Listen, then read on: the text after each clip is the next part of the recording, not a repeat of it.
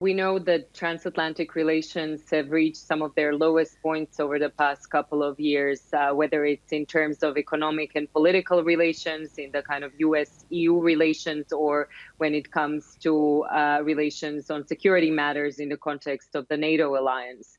I would say in terms of the most recent list of the so-called safe countries for entry into the EU plus space, we should be reminded that obviously this decision comes after a consideration of various epidemiological criteria rather than political ones. So obviously we can take a look at this from both public health perspective, but some are reading probably a lot into this political perspective. I would be more in favor of the kind of first reading, which is basically that in the United States, we have seen actually a spike in infection rates, and obviously in terms of the trends, in terms of the number of people that have both had contracted and actually died from COVID-19, the discrepancy has been quite stark, and therefore this decision can be ascribed to those public health concerns. It's fascinating, isn't it? Because, of course, yes, health is a real issue here. That's part of the reason. But at the same time, the relationship between the United States and Europe has been on the rocks. And I wanted to highlight a piece of research that was done recently by the European Council on Foreign Relations.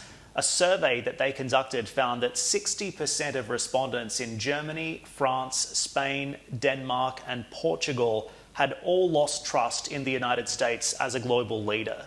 And that really reflects just how Europe views this administration and the United States right now. Gorana, why do you think that the US is no longer seen as a force for good in Europe? And to a second point, would an election be enough to change that? Well, the pandemic is one of those global challenges in terms of various transnational problems that really demand a kind of response from all states, and particularly those that are poised and in a good position to actually help kind of coordinate and lead the way in addressing these challenges.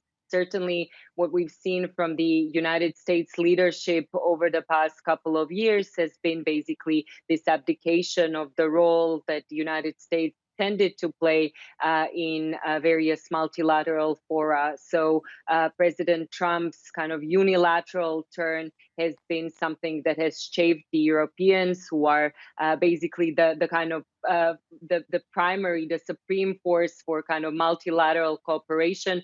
President Trump has, in many of his foreign policy actions prior to addressing the pandemic, has basically signaled that he is not really interested in spearheading these multilateral efforts. And clearly, you know, some of the decisions that he has made throughout the course of addressing the pandemic, such as defunding the WHO and similar, have not helped matters. But, you know, this goes on top of the decisions such as the withdrawal from the Paris climate deal or the Iran nuclear deal and many, many others.